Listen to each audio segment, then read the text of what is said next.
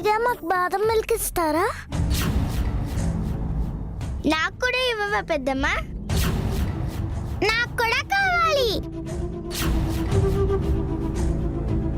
నేను బిజీగా ఉన్నాను, మీ అమ్మని అడగండి.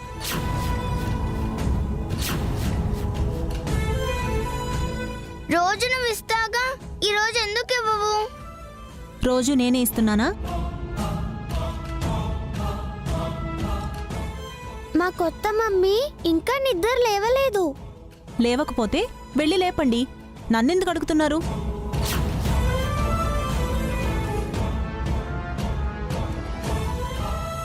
పదవి వెళ్ళిపోదాం. కొత్త మమ్మీ లేచాక తాగుదాము.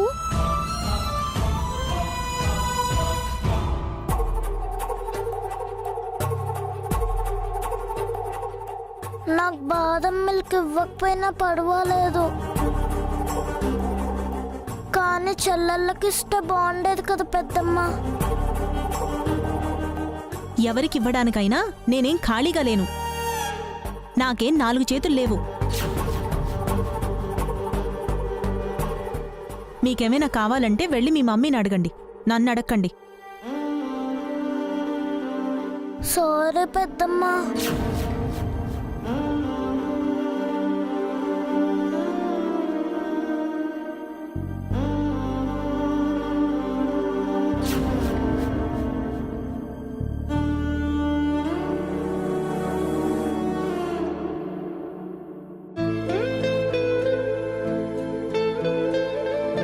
ఎందుకక్క ఇలా మారిపోయావు?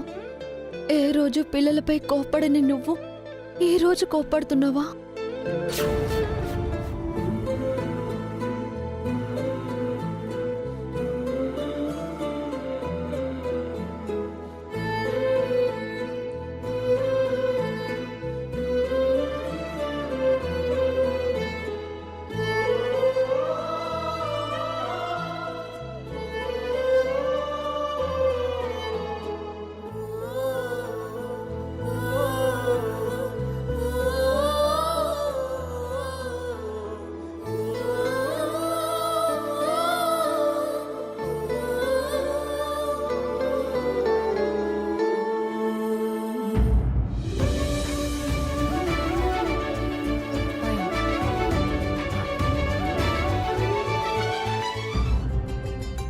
పెద్దమ్మా, బాదం పాలు అడిగావు కదా, తాగు. మరి చెల్లెళ్ళకి? వాళ్ళకు కూడా ఇస్తాను, నువ్వు ముందు తీసుకో. థ్యాంక్స్ పెద్దమ్మా. ఇందాక బిజీగా ఉన్న నిన్ను ఇబ్బంది పెట్టినందుకు సారీ.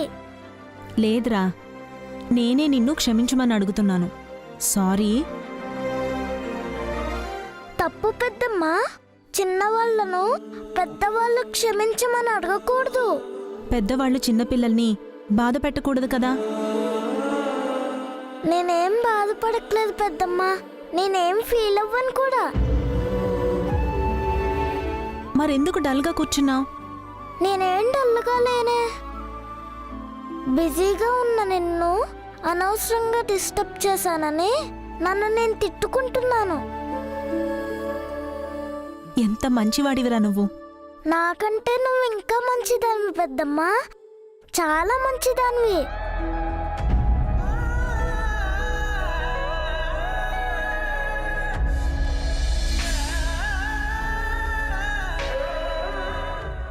వేడి చల్లారక ముందే పాలు తాగేసేయ్. నేను వెళ్ళి అను కీర్తిలకి పాలు తీసుకొస్తాను. ఓకే పెద్దమ్మా.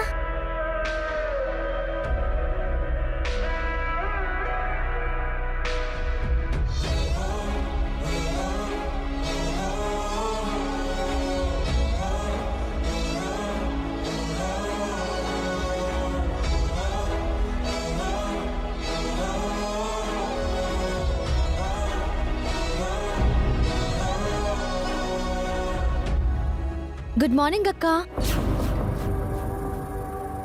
నువ్వు మారిపోయావేమో అనుకున్నాను, కానీ నీ మంచితనం ఎప్పటికీ మారదని మరోసారి అర్థమైంది.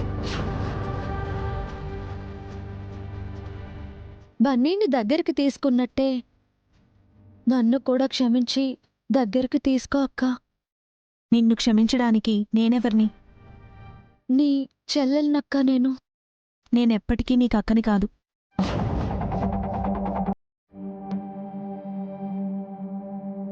బన్నీకి నువ్వు పెద్దమ్మవైనప్పుడు నువ్వు నాకు అక్కవే కదక్కా. కల్లా కపటం తెలియని పసి మనసుకు నేనమ్మనవ్వచ్చు, కానీ కానీ ఏంటక్కా, నేను బన్నీకేం కానా? నా గురించి నీకు తెలీదా? తెలుసు, కానీ కొంతే తెలుసు. అంతా తెలుసుకోకపోవడం నా తప్పు. అక్కా,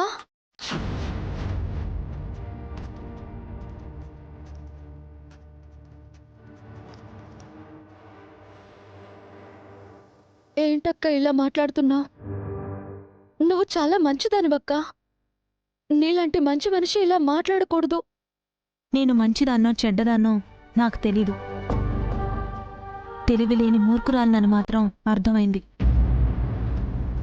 గుడ్డిగా నమ్మినందుకు ఇప్పుడు అనుభవిస్తున్నాను.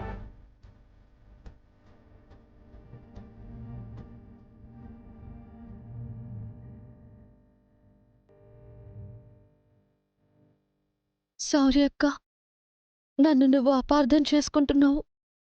Very sorry.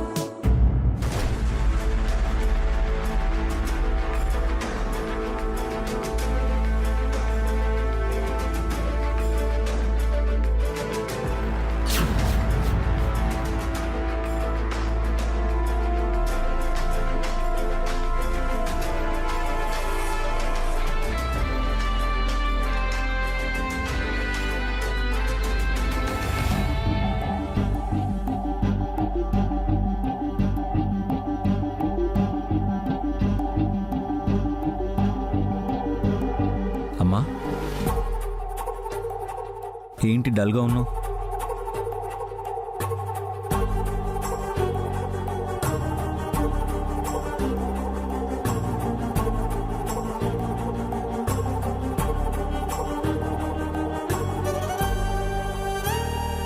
నువ్వు చేస్తున్న పనులకి దిగులు పడక ఇంకెలా ఉంటాన్రా?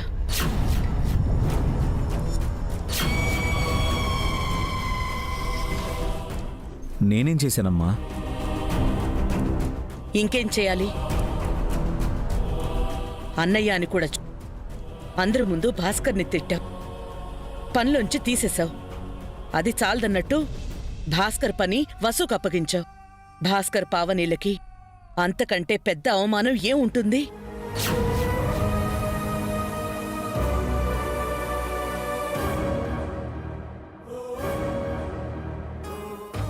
అన్నయ్యని వదిన్ని అవమానించాలని నేను ఆ పని చేయలేదమ్మా.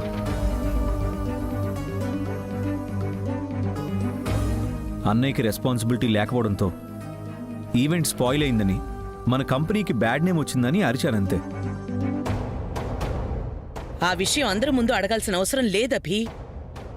ఉన్నదంతా మనవాళ్లే కదమ్మా, పరాయి వాళ్ళు ఎవరున్నారు? అన్నయ్య చేసిన తప్పు నేను చేసున్నా అందరి ముందు తప్పొప్పుకొని క్షమాపణ అడుగుండేవాణ్ణి. ఆ విషయం మీకు తెలీదా?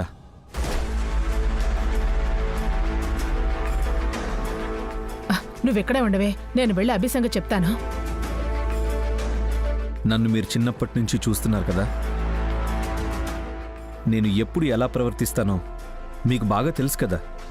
తెలుసురా, కానీ నీ మాటలకు నువ్వు చేస్తున్న పనులకు ఈ ఇంట్లో ఎలాంటి గొడవలు జరుగుతున్నాయో, ఎలాంటి పరిస్థితులు ఎదురవుతున్నాయో నీకు అర్థం కావట్లేదు. నా గురించి తెలిసి కూడా నన్ను అర్థం చేసుకోలేకపోతే నేనేం చేయలేను అత్తయ్య. అన్నయ్యను నాన్నలా, వదిన్ను అక్కలా చూశాను. వాళ్ళకే నేను అర్థం కాకపోతే నేనేం చేయను?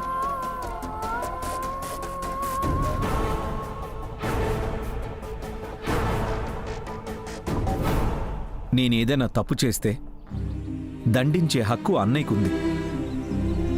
అలాగే అన్నయ్య తప్పు చేస్తే అడిగే చనువు నాకు లేదా? భాస్కర్ నిన్ను అపార్థం చేసుకోడని పావని కూడా తప్పుగా అనుకోదని అనుకోకు. మరెందుకమ్మా నన్ను నిందిస్తున్నారు? నువ్వంటే మాకు తెలుసబి, కానీ నీ భార్య వసుకు ఏం తెలుసు? నువ్వేమో తన్ని నీ తల మీదకి ఎక్కించుకుంటున్నావు, తనేమో నీ అండ చూసుకుని మా అందరి నెత్తిన ఎక్కి కూర్చుంటోంది. అత్తయ్య, అనవసరంగా వసుని ఏమీ అనకండి. తను అలాంటిది కాదు. వసు ఎలాంటిదైనా భాస్కర్ పని వసుకు అప్పగించటం తప్పు అభి. ఆ నిర్ణయాన్ని వెనక్కి తీసుకో. సారీ అమ్మా, ఈవెంట్ చేయడం అన్నయ్య వల్ల కాదు.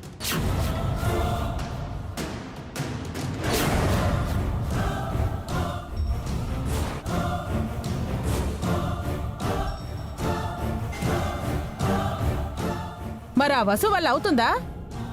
ఈవెంట్ చేస్తాను అని తను నా ముందుకొచ్చింది. తనలో ఆ ధైర్యం, ఆ కాన్ఫిడెన్స్ నాకు కనిపించాయి.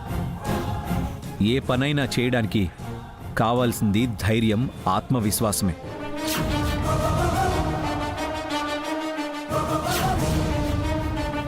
అంటే నీ భార్య గ్రేటు, మీ అన్నయ్య వేస్ట్ అంటున్నావా? నేను అలా అనట్లేదు. చిన్నప్పటి నుంచి అన్నయ్య భయస్థుడు. ఆ విషయం తెలిసి కూడా నేను అన్నయ్యకి ఈవెంట్ అప్పగించను. తను సరిగ్గా చేయలేకపోయాడు.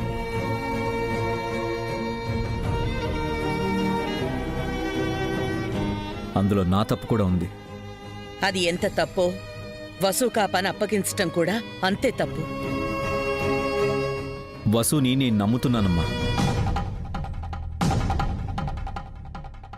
తను సొంతంగా ఈవెంట్ చేయగలదన్న నమ్మకం నాకుంది. అందుకే నిన్నే వచ్చిన ఒక వెడ్డింగ్ ఈవెంట్ని తనకు అప్పగించాను.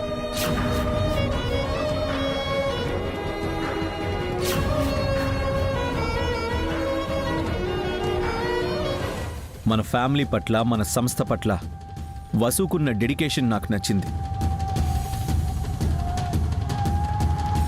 తనకి ఏం వచ్చో ఏం రాదో నాకు తెలీదు, కానీ తనకి ఒక పని అప్పగిస్తే ఎలాగైనా అది సక్సెస్ చేస్తుందని ఆ పట్టుదల, అంకితభావం తనలో ఉందని నాకు అర్థమైంది.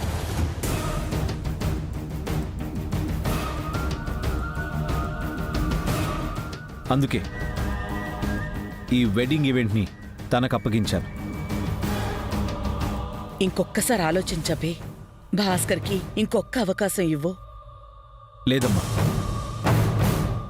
వసుకి నేను మాటిచ్చాను, వెనక్కి తీసుకోలేదు.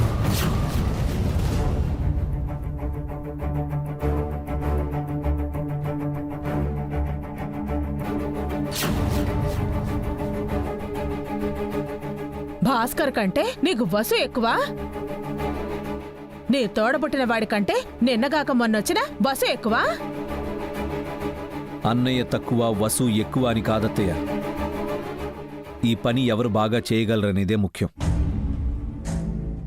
ఒకవేళ ఈ పను వసు సక్రమంగా చెయ్యకపోతే? సక్సెస్ చేస్తుందని నాకు నమ్మకం ఉందమ్మా.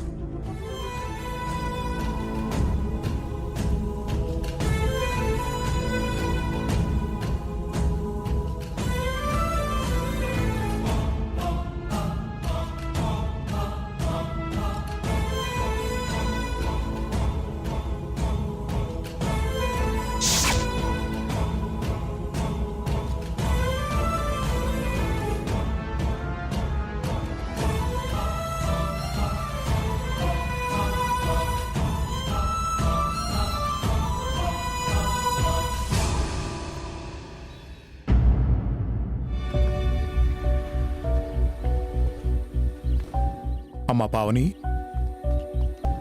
అమ్మా పావని, ఏంటి మావయ్య గారు? ఏంటమ్మా అంత సీరియస్గా ఆలోచిస్తున్నావు? దేని గురించి?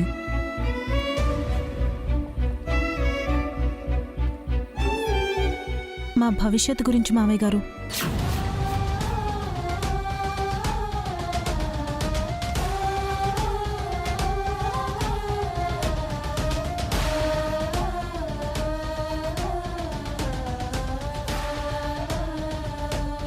ఏమంటున్నావమ్మా? ఇప్పుడు నీ భవిష్యత్తుకి ఏమైంది?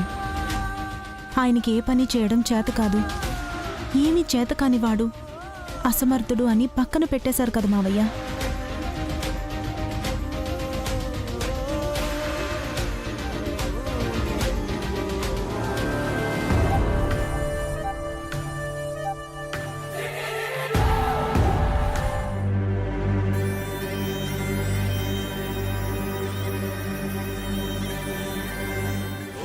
ఆ మాట ఎవరన్నారమ్మా?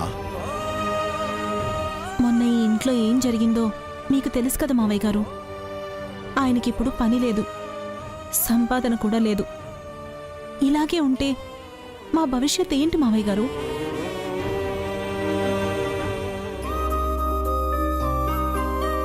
రేపు పిల్లలు పెరిగి పెద్దవాళ్ళవుతారు, వాళ్ళ అవసరాలు పెరుగుతాయి, ఖర్చులు పెరుగుతాయి. వాటన్నిటికీ మేమెక్కడి నుంచి డబ్బు తీసుకురావాలి? ఎవరి ముందు చేయి చాచలేం కదా మావయ్య. అందుకే ఆయనతో విడిగా ఈవెంట్ చేయిద్దామనుకుంటున్నాను.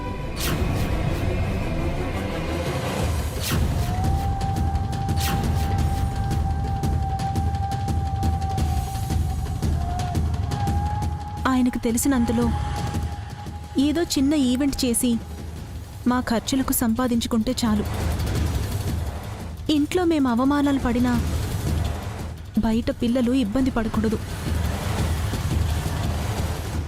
ఆ విషయం గురించి ఆలోచిస్తున్నాను మావయ్య గారు.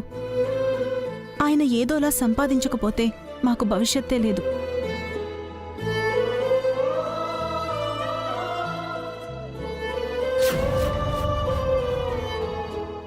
పావని, నువ్వేనా ఇలా మాట్లాడుతోంది?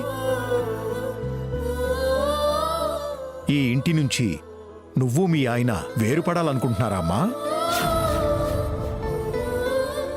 వేరుపడే ఉద్దేశం లేదు మావయ్య. అలా అని జరిగిన అవమానాన్ని తలుచుకుంటూ దిగులు పడుతూ ఉండలేం కదా. నువ్వు ఈ ఇంటి పెద్ద కోడలివి, పెద్ద కూతురు లాంటి దానివి. నీ నోట్నుంచి ఇలాంటి మాటలు రావచ్చా? క్షమించండి మావయ్య. ఆయన బాధపడుతూ ఉంటే నేను చూడలేను. నిజమేనమ్మా, భర్తకు జరిగిన అవమానం ఏ భార్య మనసునైనా గాయపరుస్తుంది. కానీ నువ్వు కూడా ఒకటి అర్థం చేసుకో. భాస్కర్ నీకు భర్త కావచ్చు, కానీ వాడు నా పెద్ద కొడుకు.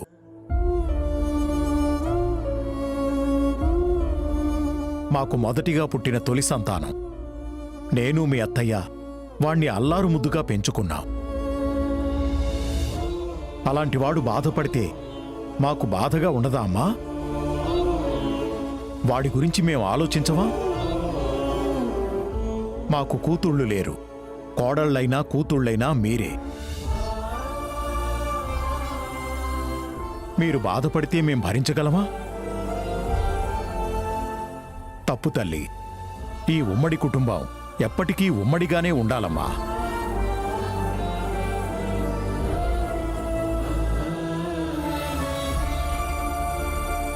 ఇంట్లోని గదిగదికి మధ్య గోడలు అడ్డుగా ఉండొచ్చు, కానీ మనిషికి మనిషికి మధ్య అడ్డుగోడలు ఉండకూడదమ్మా. ఒప్పుకుంటాను మావయ్య. కానీ మా పరిస్థితి మీకు తెలుసు. ఈ స్థితిలో మేమేం చెయ్యాలి? నాకు అర్థమైందమ్మా.